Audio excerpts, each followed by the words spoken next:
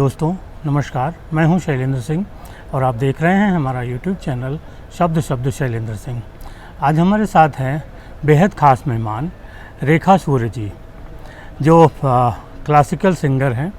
साथ ही साथ उनका जन्म लखनऊ में हुआ और इसके बाद वो दिल्ली रहीं। और आप गूगल पे सर्च करेंगे तो रेखा जी के तमाम गाने मिल जाएंगे। उनका बड़ा परिचय है और आज वो ख़ास मेहमान है लखनऊ में, तो हमें ये अवसर मिल गया कि हम आप लोगों के लिए रेखा जी से कुछ वार्ता कर सकें। शुरू से ही हम रेखा जी की जो यात्रा है वो जानेंगे और उनके समय में लखनऊ कैसा था, आज कैसा है, क्या साहित्यिक, सांस्कृतिक और जो बदलाव हुए हैं वो है। रेखा जी, आपका लखनऊ में बहुत बहुत स्वागत है। बहुत धन्यवाद, बहुत शुक्रिया। आपका शहर है और है आपका शहर है। हालांकि तो मैं दिल्ली बहुत बरसों से अब रह रही हूँ, कुछ 20 साल से ऊपर। जी जी। तो दिल्ली भी मेरा शहर है, मगर असल शहर तो मेरा लखनऊ ही है। हाँ। क्योंकि मेरी पैदाइश, परवरिश सब कुछ यहीं हुई है जी। फिर मैं कॉलेज के लिए गई। हाँ। मिरांडा हाउस, हाँ। इंग्लिश लिटरेचर ऑनर्स करने के लिए जी। तो उस वजह से मैं दिल्ली चली गई। फिर मैं गई थी कलकत्ता संगीत रिसर्च एकेडमी जो है, वहाँ गिरजा देवी जी से सीखने। यहाँ मुझे मौका तकरीबन सिर्फ 2 साल बेगम अख्तर जी से सीखने का मौका मिला। फिर उनका देहांत, इंतकाल हो गया। आप उनकी लास्ट स्टूडेंट हैं? जी, मैं उनकी आखिरी शागिर्दा हूँ। और बड़े फ़ख्र की बात है कि मुझे मौका मिला कि मैं उनसे सीख सकूँ, और उनके बारे जो भी तारीफ़ करे कम ही है। जी। फिर एक ऐसे सिलसिला आगे बढ़ा आपका गायकी के क्षेत्र में। जी। तो गायकी के क्षेत्र में ये है कि मैं बेगम अख्तर जी की जो ख़ास चीज़ें हैं वो मैं नहीं गाती हूँ, सवाए हमरी अटरिया, क्योंकि उसकी इतनी डिमांड होती है तो मैं गाती हूँ। लेकिन वो भी उसमें मैंने जो चीज़ें जोड़ी हैं वो अलग हैं। और गज़लें भी जो गाती हूँ उनकी गाई हुई नहीं, मतलब उनकी अगर गाई, जैसे हमरी अटरिया तो मैं गाती हूँ लेकिन अपने अंदाज में। और मेरी कोशिश होती है चाहे गुरु हों, नकल हूबहू नहीं होनी चाहिए, इनफिरादियत, इंडिविजुअलिटी दिखनी चाहिए। तो जो तालीम की चीज़ है, जैसे बोल बनाना है जी। बोल बनाना यानी एक शब्द या एक फ्रेज़ को लेके मुख्तलिफ अंदाज में उसको पेश करना, उसको कहते हैं बोल बनाना। और ये ठुमरी की खासियत है, और इसी खासियत को हम गज़ल में भी इस्तेमाल करते हैं। और ये मेरी खासियत है, चूँकि उमूमन आम तौर से गज़ल में सरगम इस्तेमाल किया जाता है, जो मैं बिल्कुल नहीं करती हूँ, चूँकि मेरी गुरु भी नहीं करती थी और मैं खुद कायल नहीं हूँ कि मुझे लगता है कि जो लिटरेरी कंटेंट है वो डिस्टर्ब हो जाता है सरगम वगैरह से। अच्छा। मेरा ये ख्याल है, मतलब जो लोग करते हैं तो ठीक है। तो मेरी जो है गज़ल गायकी रिवायती भी है और इनफिरादियत वाली भी है। आज तो दौर बहुत बदल चुका है। जी। आप लोगों ने जब शुरू किया था तो कैसेट का दौर था और उसके पहले म्यूज़िक के एल्बम्स अलग अलग रिलीज़ होते थे। जी, आजकल तो यूट्यूब पे आजकल तो यूट्यूब पे। आपने कैसे शुरू किया था और क्या पहला ब्रेक ऐसा था जिसने आपको एक पहचान दिलाई? अच्छा, मेरा पहला ब्रेक असल में कैफ़ी आज़मी साहब बेगम अख्तर के बहुत दोस्त थे। तो एक बार वो उनसे मेरी मुलाकात हुई थी दिल्ली में। बेगम अख्तर मुझे ले गई थी अपने साथ कलकत्ता, और फिर वहाँ से हम लोग दिल्ली गए थे, चूँकि उनके दोनों जगहों में कॉन्सर्ट्स थे। तो वो आए थे जहाँ वो एक निरूला होटल वहाँ दिल्ली में है, तो वहाँ पे वो ठहरती थी। तो मैं उनके साथ थी, उनकी शागिर्दा होने की बदौलत। तो कैफ़ी साहब आए थे, तो वहाँ उनसे मुलाकात हुई। तो उन्होंने उनसे ये कहा था कि अगर आप मेरी गायकी सुनना चाहते हैं मेरे बाद तो इनसे सुनिएगा। अच्छा। तो फिर उनसे मुलाकात हुई। फिर वो आए थे लखनऊ कुछ इलाज करवाने के लिए, और वो काफ़ी अरसे तक वहाँ रहे। तो वहाँ फिर शबाना और उनके बेटे बाबा ये भी आते थे, उनकी बीवी भी, जिनको मैं खाला बुलाती थी, शौकत खाला। तो ये लोग भी आते थे। तो फिर उनसे दोस्ती हो गई हम्म, और शबाना और मेरी तो काफ़ी अच्छी दोस्ती हो गई, चूँकि हम लोग हम ख्याल किस्म के लोग हैं। हम्म, तो फिर उनकी बीवी, हम्म, जिनको मैं खाला बुलाती थी, शौकत खाला, तो उनकी बीवी ने मुझे इनवाइट किया था, तुम आओ और हमारे साथ ठहरो बॉम्बे में। तो वहाँ फिर उस वक्त कैफ़ी साहब पृथ्वी थिएटर में एक ग्रुप के वो इंचार्ज थे। अच्छा। तो उन्होंने इप्टा नाम का, इंडियन पीपल्स थिएटर एसोसिएशन, उसके वो चीफ थे। तो उन्होंने मेरा पहला प्रोग्राम बॉम्बे में पृथ्वी थिएटर में हुआ था। अच्छा। और रिस्पांस बहुत ही अच्छी थी। और कैफ़ी साहब और शबाना की वजह से, और शबाना बहुत अच्छी है, उसने तमाम लोगों को फ़ोन करके पर्सनली इनवाइट भी किया था। उनके वालिद भी इन्वॉल्व थे और मैं आई थी लखनऊ से। तो she is a generous soul, तो she had invited a lot of film friends. तो वहाँ पे तमाम, और वो नरगिस जी उस वक्त उनका इंतकाल शायद 1 साल बाद हुआ था। अच्छा। तो वो चीफ गेस्ट थी। कैफ़ी साहब ने उनको रिक्वेस्ट किया था, तो वो चीफ गेस्ट थी। तो वो बहुत यादगार किस्म का उसका मेरे पास अभी, हाँ, और वो मेरे पास अभी टेप भी है। अच्छा। क्या इतनी मतलब लाइवली ऑडियंस, जो जेनरस आहा वाह वो सब करने वाली ऑडियंस, उससे बड़ा अच्छा लगता है किसी भी आर्टिस्ट को। हाँ, बिल्कुल। हाँ। तो वहाँ से शुरुआत हुई और फिर मैं धीरे धीरे यहाँ वहाँ करने लगी प्रोग्राम। और मैं बल्कि कैफ़ी साहब से कहती थी मुझे थोड़ी और मुझे तालीम मुझे चाहिए। फिर मैं करने लगूँ। उन्होंने कहा कि नहीं, शुरू करना हो गया। हाँ। और फिर एक बार मैं कलकत्ते में गई थी गाने के लिए, किसी ने मुझे इनवाइट किया था, किसी ऑर्गेनाइजेशन। और वहाँ पे अच्छा, इस बीच में मैं गिरजा देवी जी आती थी लखनऊ, हमारे साथ ठहरती भी थी। तो गिरजा देवी जी ने आपसे कहा कि देखो तुम असल सीखना चाहती तो तुम मेरे पास आओ बनारस। तो फिर मेरा बनारस में आना जाना शुरू हो गया। और फिर उनसे मैंने सीखना शुरू किया, जो बहुत मुश्किल भी था, क्योंकि हालांकि ठुमरी दादरा वो भी गाती थी, लेकिन वो बिल्कुल मुख्तलिफ अंदाज था। और घराना भी एक तरह से देखा जाए अलग ही था। नहीं, अलग भी था और यकसा भी था। मतलब लखनऊ घराना तो बनारस घराने के आधार पे है, मतलब ये पटियाला घराना से तो नहीं है। तो हालांकि बेगम अख्तर पटियाला घराने से भी जुड़ी हुई थी, इसलिए वो खटके मुर्कियाँ वगैरह, और उनके उस्ताद भी कुछ थे उनकी जवानी में। तो फिर गिरजा देवी जी से मैंने सीखना शुरू कर दिया, आना जाना रहा। और फिर हुआ ये कि फिर गिरजा देवी जी को संगीत रिसर्च एकेडमी, जो कलकत्ते में आईटीसी वालों ने बहुत ही ज़बरदस्त इंस्टीट्यूशन है, और सबसे बड़े वहाँ जो निकले हैं वो तो उस्ताद राशिद खान साहब हैं, जो उस वक्त मेरे ज़माने में थे वहाँ SRA में। तो मैं 1 साल के लिए वहाँ पे थी, संगीत रिसर्च एकेडमी। फिर उसके बाद मुझे लगा कि मैं तो गज़ल भी गाना चाहती हूँ वगैरह। तो मैं गिरजा देवी जी से मैं सीखती रही बात, लेकिन स्कॉलरशिप के अंडर नहीं, वहाँ तो मुझे स्कॉलरशिप मिल रहा था। फिर मैंने ये भी डिसाइड किया कि मैं दिल्ली में रहना चाहती हूँ। अच्छा। तो मेरे वालिदैन तो खैर लखनऊ ही में थे, तो बहुत सख्त खिलाफ थे कि मैं दिल्ली रहूं। हाँ, कि मैं अकेली रहूँ। लेकिन फिर मान गए। और फिर मेरे साथ कभी कभी एक मैंने सफ्दरजंग एनक्लेव में अच्छा सा फ्लैट लिया हुआ था ऑन रेंट। अब तो मेरा जोर बाग में अपना खुद का है, लेकिन उस वक्त तो रेंट पे थी। तो वो आते थे, आना जाना उनका रहता था, तो उनको भी इत्मीनान हुआ कि आपने पढ़ाई भी दिल्ली में की? वो तो पहले। अच्छा। फिर मैं उसके बाद तो पेरेंट्स के साथ रहने लगी। वो तो कॉलेज के ज़माने में मिरांडा हाउस, इंग्लिश लिटरेचर, वहाँ पे उन लोगों को मालूम भी नहीं था कि मैं, अच्छा, बचपन में 11 साल की उम्र में मैंने वो इम्तिहान भी दिए थे, जो विशारद वगैरह। अच्छा। हाँ।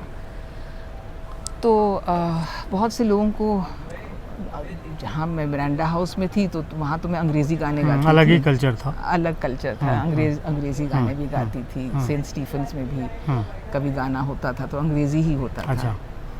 तो बाद में जब आप स्टेज पे गाने लगी फिर अंग्रेज़ी गाया? नहीं। अच्छा। नहीं, ज़ाहिर है नहीं। अच्छा। फिर तो अपना फिर ये जिसे हम उपशास्त्रीय कहते हाँ, हैं। हाँ, तो एक तो चीज़ है शैलेंद्र जी, एक है शास्त्रीय संगीत, हाँ, वो प्योर क्लासिकल है, और एक है लाइट म्यूज़िक जो जैसे आप कह सकते हैं बहुत से लोग लाइट म्यूज़िक हाँ, गाते हैं,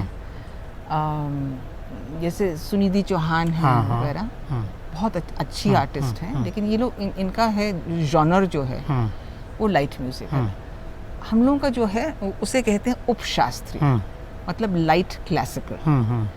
तो अब फ़र्क ये है, प्योर क्लासिकल में तो आप राग से बंधे हुए हैं, और लाइट में राग से कोई थोड़ा सा खास आज़ादी मिल वास्ता जाती है। नहीं, थोड़ा सा नहीं, आप अच्छा। बिल्कुल फ्री हैं, और वो कंपोजिशन राग में हो या ना हो उससे कुछ फर्क नहीं पड़ता, वो कंपोजर पे डिपेंड करता है। उपशास्त्रीय जो है वो क्लासिकल भी है, और ये नीम क्लासिकल जिसे कहेंगे, मतलब क्लासिकल इसमें आज़ादी मिल जाती है। इसमें आज़ादी है, तो मगर उसका बेस तो क्लासिकल है। तो आपने पटियाला घराना, जी। बनारस घराना और लखनऊ घराना, जी। इन तीनों का एक सम्मिश्रण है आपकी गायकी में। जी जी। क्या लोग आपसे ज़्यादा सुनना चाहते हैं? जो लोग क्लासिकल पसंद करते हैं, और वो तो ख़ास तौर से दिल्ली में, वो तो ठुमरी, दादरा, होरी, कजरी, चैती चीज़ें मैं गाती हूँ, वो ज़्यादा पसंद करते हैं। और इसका रिवाज बॉम्बे में नहीं है, जहाँ मैंने आपको बताया मेरा मैंने फ्लैट ख़रीदा हुआ है, वहाँ पे वो लोग बॉम्बे रिकॉर्डिंग के लिए अच्छी जगह है, लेकिन मेरी गायकी जो है उपशास्त्रीय वहाँ, हालांकि शोभा गुट्टू जी वहीं की थी, मगर वो इतनी जीनियस सिंगर थी कि उनका बन गया वहाँ पे। और उसकी दूसरी वजह ये थी कि उनका तो खैर घर में था, उनकी माँ भी गाती थी, और तो शोभा गुट्टू जी का अंदाज़ कुछ लाइट क्लासिकल ही था। लाइट क्लासिकल ही था, मतलब वो लाइट क्लासिकल ही गाती थी, वो लाइट नहीं गाती थी। उनका भी काफ़ी हद तक, बहुत हद तक राग बेस्ड था, तो उनकी मैं बहुत एडमायरर हूँ, शोभा गुट्टी जी की। और तो उन्होंने इस अच्छा, और चूँकि वो महाराष्ट्रियन थी, बॉम्बे की रहने वाली, हालांकि वो गोवा की थी या कहीं की, लेकिन महाराष्ट्रियन ही समझिए। हाँ, तो उनका ऑडियंस एक तरह से रेडीमेड भी था, क्योंकि महाराष्ट्रियन लोग तो महाराष्ट्रियन आर्टिस्ट को सुनेंगे, और गायकी भी इतनी ज़बरदस्त थी उनकी। तो शोभा गुट्टू जी भी बेगम अख्तर को बहुत मानती थी और उनसे काफ़ी मुतासिर थी। तो जी। अच्छा, आपने भी फिल्मों में गाया है? नहीं, not really. There was one film that I did sing for, but it never got released. अच्छा। और जो आपके कैसेट्स या वीडियोस वगैरह उस समय निकलते थे? हाँ, उस वक्त कुछ कैसेट्स निकले थे। और स्टेज जो प्रोग्राम्स आपने किए म्यूज़िक के, वो कहाँ और क्या उनका रहा अनुभव? अच्छा, तो मैंने काफ़ी किए थे। जब मैंने शुरुआत की थी, 2 साल मैंने काफ़ी इधर उधर बहुत किए थे। और कैफ़ी साहब और शबाना ने मुझे प्रमोट भी बहुत किया। अच्छा। लेकिन फिर मैंने एक बार कलकत्ते गई थी गाने के लिए, और जिन्होंने मुझे बुलाया था उन्होंने विजय किचलू जी, अच्छा, हाल में उनका इंतकाल हुआ है, और वो संगीत रिसर्च एकेडमी कलकत्ते के हेड थे। तो उन्होंने विजय साहब को इनवाइट किया था to give me an introduction for the concert. तो उस ज़माने में तो मैं खैर I was in my 20s, तो विजय साहब ने स्टेज पे, मैं बहुत नाराज़ हुई थी, मैंने उनको आंखें दिखाई थी कि उन्होंने कहा कि ये देखने में तो बहुत खूबसूरत है, अब देखें इनका गाना कैसे होगा, ऐसे कुछ बात उन्होंने की थी। तो खैर प्रोग्राम के बाद गिरजा देवी जी आई थी, और वो चीफ गेस्ट थी, और उनको मैं पहले से जानती थी क्योंकि बनारस में आना जाना था। तो फिर उन्होंने कहा, विजय साहब ने कहा कि देखो तुम असल गाना, अभी तो तुम गा रही हो, पॉपुलर हो रही हो बहुत, लेकिन अगर तुमको असल में गाना है तुम अच्छी तरह से सीखो, तुम संगीत रिसर्च एकेडमी में सीखो, तुम आओ। तो उन्होंने मुझे स्कॉलरशिप ऑफ़र किया था, तो मैंने एक्सेप्ट किया, जाहिर है। और फिर मैं कुछ दिन वहाँ पे 1 साल वहाँ रही। फिर गिरिजा देवी जी उपशास्त्रीय गाती हैं, लेकिन फिर बहुत से स्टाइलिस्टिक डिफरेंसेस बहुत थे। अच्छा। तो फिर मैंने छोड़ दिया एकेडमी, और फिर मैंने दिल्ली में एक रेंट पे सफ्दरजंग एनक्लेव में एक रेंट पे लिया था एक घर। और मेरे वालिदैन तो बहुत खिलाफ थे उस वक्त कि ये अकेली रहेगी वगैरह वगैरह, लेकिन मेरे वालिद आना जाना करते थे। और फिर धीरे धीरे लोग सुनने लगे। और असल में ऐसा है शैलेंद्र जी, ये जो प्रोफेशन है, खुद को मज़ा आना चाहिए। हाँ। ऑडियंस हो तो बहुत अच्छी बात है, नहीं तो खुद एंजॉय करिए, लेकिन खुद आप अपने रियाज में मस्त रहिए। तो आजकल मैं सूफियाना भी बहुत गा रही हूँ। अच्छा। तो जैसे मैंने आज शाम को मैं गाऊंगी, कबीर के एक गज़ल मुझे मिली, और वो भी एक अजीब अंदाज में, वो एक संतों की वाणी, एक किताब इत्तेफाकन मुझे मिला। अच्छा। किसी ने मुझे दिया, जो बहुत बरसों से मेरे वो एजेंट थे, ट्रैवल एजेंट। अच्छा अच्छा। तो उसने बस पटाने के लिए कि और मैं उनको काम दूँ, उन्होंने मुझे ये संतों की वाणी किताब दी। और वो बहुत अच्छा मेरे लिए हुआ, क्योंकि मुझे बहुत ख़जाना मिला।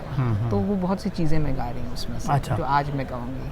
तो आप अपनी इस यात्रा को कैसे देखती हैं, और आगे जो आने वाले दिन हैं, ख़ासतौर पे जो युवा गायक गायिका हैं, उनके लिए कुछ संदेश देना चाहते हैं? मेरे कम शागिर्द हैं, लेकिन जो हैं बहुत डिवोटेड हैं। अच्छा। ख़ास तौर से मेरी एक बहुत ही पसंदीदा शागिर्दा बल्कि, और अच्छा वो they are all in the 30s 40s। एक वहाँ भी हैं सिंगापुर में। अच्छा। और एक मतलब आजकल सब ऑनलाइन कर रहे हैं, सब सीख रहे हैं। मेरी सैन फ्रांसिस्को वाली मेरी बहुत चाहती है, क्योंकि उसका बहुत अच्छा क्लासिकल बेस है। अच्छा। और उसका नाम है सोनिया गैंद। तो उम्मीद है कि वो कुछ अच्छा करेगी। हाँ, अच्छा करेगी। सिर्फ ये है कि चूँकि वो अमेरिका में इतने बरस रही है, उसके तलफ़ुज़ में थोड़ा बदलाव है। हाँ, थोड़ा सा अमेरिकन वो है, लहजा है। तो वो फिर धीरे धीरे ठीक करते हैं। अच्छा। कुछ और हॉबीज़ हैं आपकी इसके अलावा? मुझे एक ज़माने में पढ़ने का बहुत शौक़ था, लेकिन अब टाइम नहीं मिलता। और मैं आपको सच बताऊं, मैं फेसबुक बाजी में बहुत आ गई हूँ। अच्छा। क्योंकि वहाँ टाइम ज़्यादा जा रहा है, वहाँ बहुत फजूल वक्त। असल में मैं आपको सच बताऊँ, मैं इस सरकार के बहुत ख़िलाफ़ हूँ। तो इसलिए मेरी रुचि वहाँ पे गई कि मैं सरकार के ख़िलाफ़ बहुत लिखती हूँ। अच्छा जी। तो रेखा जी, बहुत शुक्रिया आपका कि आपने इतना समय दिया। और दोस्तों, आप से एक बात मैं साझा करना चाहता हूँ कि आमतौर पे आर्टिस्ट कभी भी बिना मेकअप और उसके कैमरे के सामने नहीं आता है, लेकिन हमने गुस्ताखी की और रेखा जी से हमने जो है कहा कि थोड़ा टाइम कम है। हाँ। तो देखिए, और रात भर तो हम वो जागे रहे। हाँ। सुबह ही यहाँ पे पहुँचे। हाँ। और सुबह तो ये है कि अब मेकअप क्या फ़र्क पड़ता है। तो बहुत शुक्रिया आपका एक बार फिर से। और दोस्तों, आपका भी बहुत शुक्रिया कि आप हमें इतने लंबे समय तक देखते हैं। धन्यवाद। धन्यवाद।